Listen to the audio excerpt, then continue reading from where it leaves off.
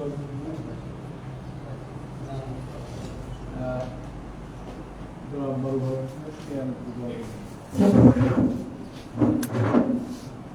عليكم ورحمة الله وبركاته. أعوذ بالله من الشيطان الرجيم. بسم الله الرحمن الرحيم. اللهم صل على سيدنا محمد النبي الأمي وعلى آله وسلم. পবিত্র কালামে পাক আল্লাহ রাব্বুল আলামিন সূরা বাকারায় ঘোষণা করেছেন, ইয়াসআলুনাকা আনিল খামরি ওয়াল মাইসির কুল ফীহিমা ইসমুন আযীম ওয়া ইসমুন মুবিন। অর্থাৎ হে রাসূল, আপনাকে মদ এবং জুয়া সম্পর্কে আপনাকে প্রশ্ন করা হবে। আপনি বলুন যে একটি হচ্ছে মানুষের জন্য অত্যন্ত বড় গুনার একটি কাজ। তো এখানে মদ বা জুয়া সম্পর্কে বলা হয়েছে এবং মূলত আমাদের সম্মানিত যে জেলা প্রতিনিধি বলেছেন যে আসলে তামাক থেকে কিন্তু এই নেশার এটা শুরু হয়েছে। তো বর্তমানে আমি ওইদিন একটা লিস্ট দেখলাম যে বাংলাদেশের প্রায় ৩২ রকমের আপনার এই নেশা জাতীয় দ্রব্য প্রচলিত আছে বাংলাদেশে।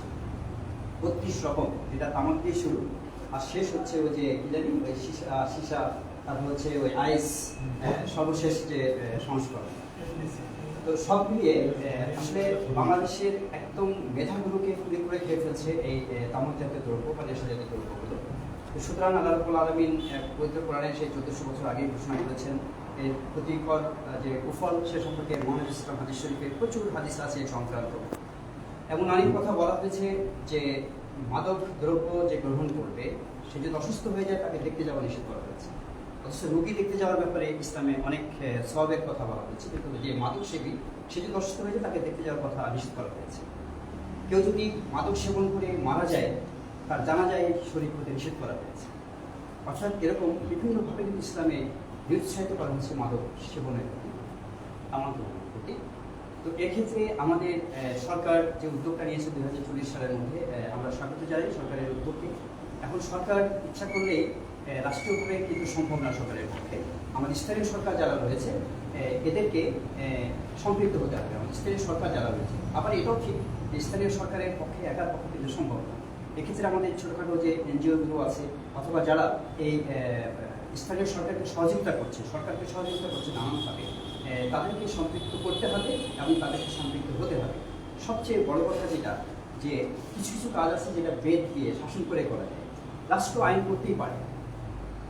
যে যেমন হলো সরকার যে বিভিন্ন রকম এখানে কয়েকটা 7টি 8টা সংস্থার কথা বলা হয়েছে যে যারা তামাক নিয়ন্ত্রণে লাইসেন্সের কথা বলা হচ্ছে, বিভিন্নভাবে তারা নিয়ন্ত্রণ করার চেষ্টা করছে। আমার যেটা মনে হচ্ছে যে গভর্নমেন্ট যেদিন থেকে এই নির্দেশটা দিয়েছেন সেদিনের পর থেকে আজ পর্যন্ত দীর্ঘ সময় অতিবাহিত হয়েছে।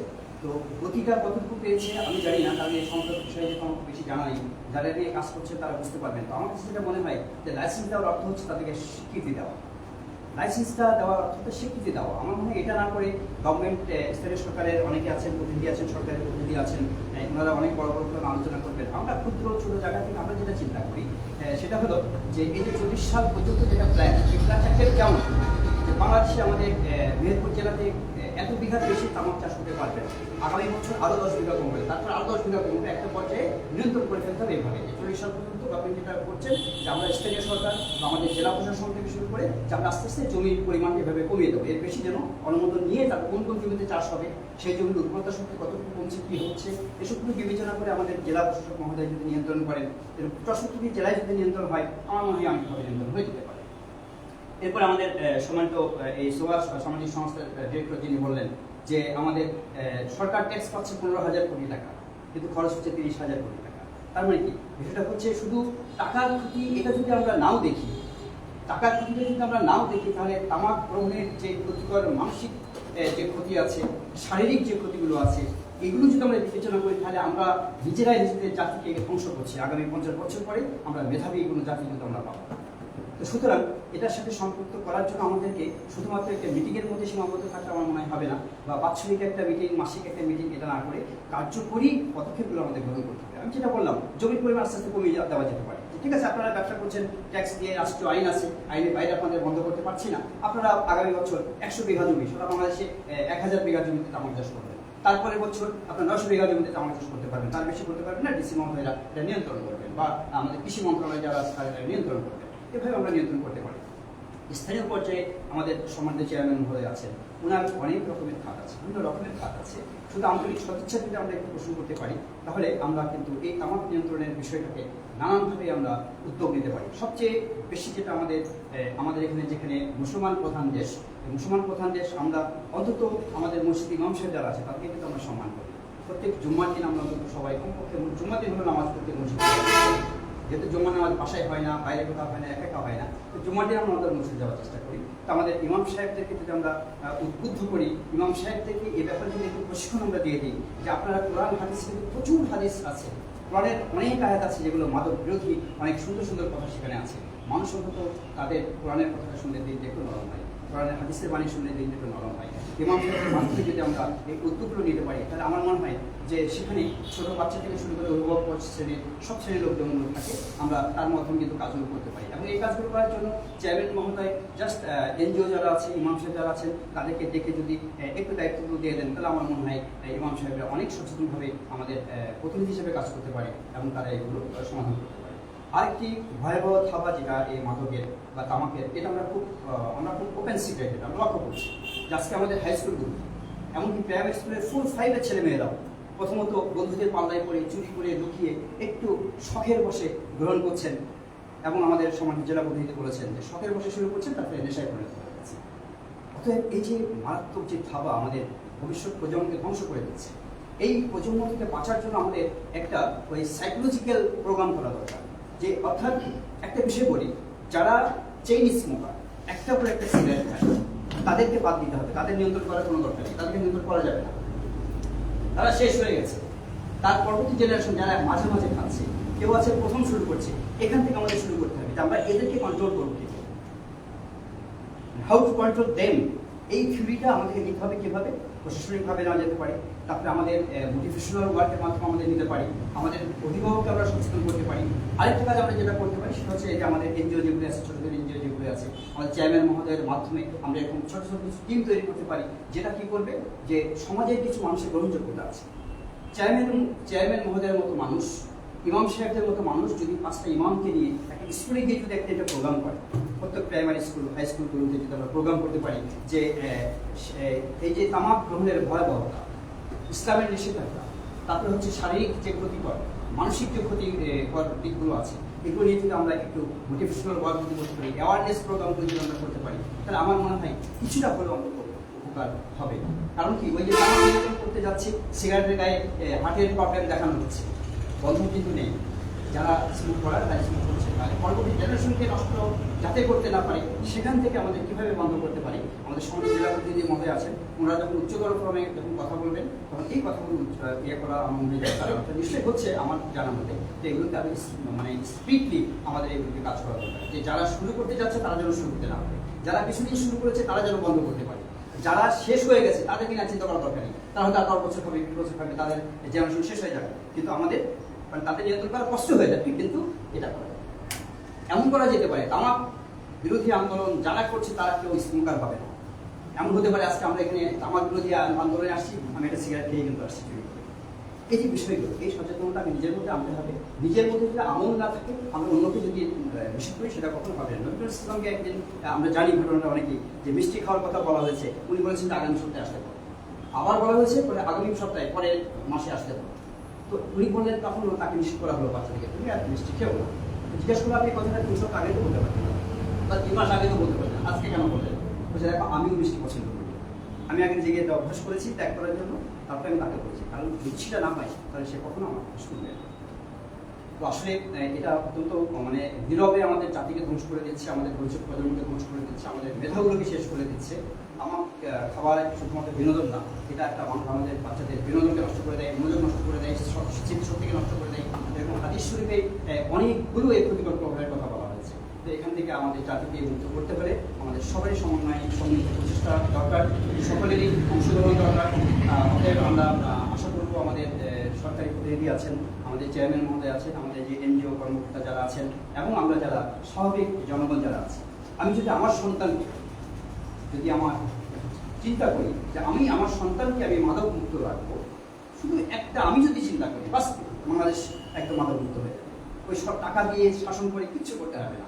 আমার সন্তানকে যদি আমি মাদক মুক্ত রাখতে পারি, আমার সন্তানকে যদি আমি আমার নিয়ন্ত্রণে রাখতে পারি, তাহলে কিন্তু মাদক নিয়ন্ত্রণ অধিকাংশে এটা মানে কন্ট্রোল হয়ে যাবে বলে আমি বিশ্বাস করি। আমি নাসির সবাইকে আন্তরিকভাবে ধন্যবাদ জানাচ্ছি, বিশেষ করে ধন্যবাদ জানাচ্ছি আমাদের বুলবুলকে, যে যুব সামাজিক সংস্থার মাধ্যমে এই চমৎকার একটি জাতীয় উদ্যোগে শরিক হয়ে আজকে আমাদেরকে আহ্বান করেছে।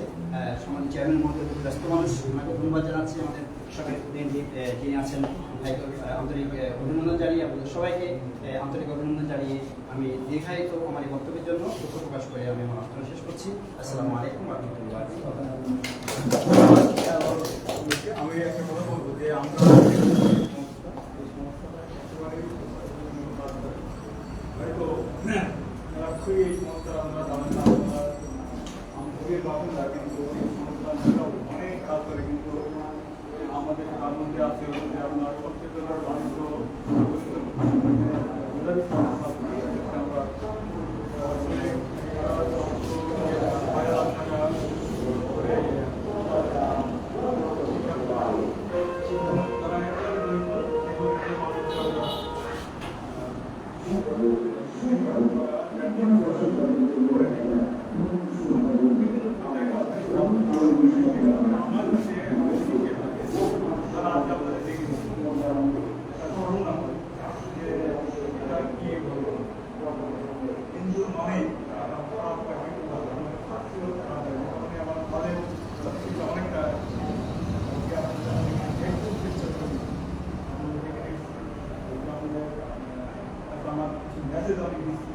যে মেসেজগুলো আমি মনে করি যে আপনারাই আমাদের আমার কাছে যে কারণে আন্দোলনটা বহু আগে থেকে শুরু হয়েছে। আপনি দেখেন, আপনি গাড়িতে বসে সিগারেট খেলে আমি যখন মা বলতাম যে সিগারেটটা খেয়ে না 12টায় খাইনি, সেইটা বলা ছিল। সেই আন্দোলনটা কিন্তু আমাদের আজকে যে আইনটা কিন্তু আমাদের পরে আমরা আইন 2005 সালে শুরু করে 2013 সালে সংশোধন হয়েছে। আজকে গভর্নমেন্ট সরাসরি স্থানীয় সরকার মন্ত্রণালয় কমপ্লিট হয়ে যায়, কিন্তু আমাদের পেশার কাজ করার কারণ। যাই হোক, আমি এই যে আজকে আপনাদের আমি এসেছি একদম আমাদের ডাক্তার আমার আগে এসেছেন এবং আমাকে কতটুকু ভয়াবহ চিন্তা করলে, এটা পুরো একটা চিন্তা করলে দেখেন যে আপনার কোটি কোটি টাকা সময় উইল করে যাচ্ছে। আমরা যদি সচেতন না হই, গভর্নমেন্টের কিছু করার নেই, করে আজকে ভালো অর্থনীতি ভালো কাজ চলছে, আমাদের কিছু কাজ চলছে। তার কারণ হলো আমাদের তো যদি একটা মাদক তো আমাদেরকে বোঝে না, তারপর চলে আসছে। আমরা আমাদেরকে হঠাৎ করে আমাদের বন্ধ হয়ে যাচ্ছে, আমার অন্য জায়গায় থেকে আসছে। এটা আমরা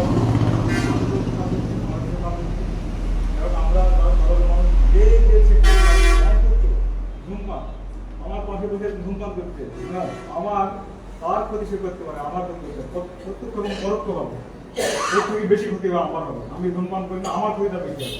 এটা মানুষকে সচেতন করতে হবে। বহু মানুষ গর্ব করে বলে যে একটা সিগারেট কাজ করে, এটা না। আমরা বহু দেখেছি মানুষ একবারে সিগারেটে অন্তত বহু মানুষ বিরোধী হয়ে যাচ্ছে। একটা মানুষ কর্মক্ষম মানুষ, সেই কর্মক্ষম মানুষের সিগারেটের কারণে কিন্তু বিকলঙ্গ হয়ে যাচ্ছে, সেই পরিবারটা ধ্বংস হয়ে যাচ্ছে। হচ্ছে কিনা নীরব ভালো।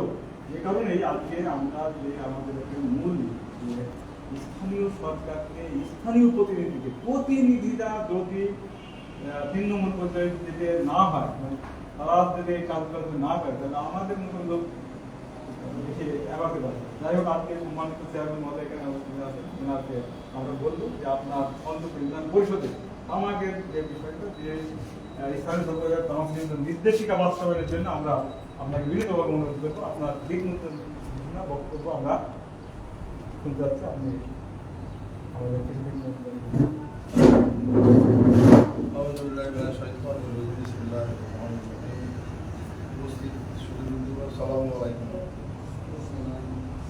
আমাদের আজকে অনুষ্ঠানটা হচ্ছে মনে হয় চোরকে চুরি করতে বলছে, আবার গৃহস্থকে সাবধান করতে বলছে, বুঝতে পেরেছেন? এই তামাক আমরা যখন করেছি তখন বহুত কাঠখড়ি পড়ি কাম করেছি, কিন্তু এখন যা তামাক হয়েছে মানে কাঠখড় পড়াতে হচ্ছে না, রোদে দিচ্ছি, শুকিয়ে যাওয়ার পরে ঘরে দিয়ে দিয়েছি, মানে সহজ। এর কোনো সরকারের উদ্যোগ নেই, কোটি কোটি টাকা ট্যাক্স নিয়েছে, এগুলো বললে হয়তো আমাদের ইয়ে হবে।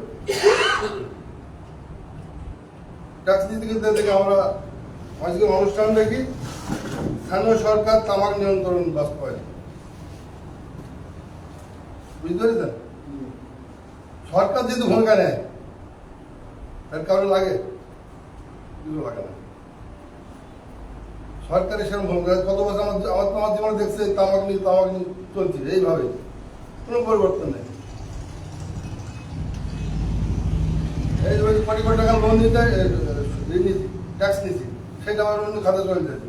কি দরকার ট্যাক্স না নিয়ে এটা থেকে একবার শেষ করে দিতে পারবো না, হয়তো পারছে না।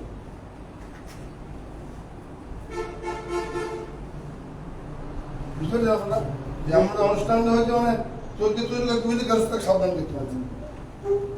এইটা হবে না, সরকার যদি ভূমিকা নেয় তাহলে লাগে না। তো আমি বলছি চেয়ারম্যান সাহেব একটা উদ্যোগ নিয়েছিল, ইনশাল্লাহ আমরা সেরকম কোনো এটা ভালো কাজ, এটা করার জন্য যদি কোনো আর্থিক সহযোগিতা লাগে ইনশাল্লাহ আমরা দেবো, কোনো সমস্যা নেই। ভালো কাজের উদ্যোগ আমরা আছি, আপনারা চেষ্টা করেন। এগুলো আমি শেষ করতে। আসসালামু আলাইকুম।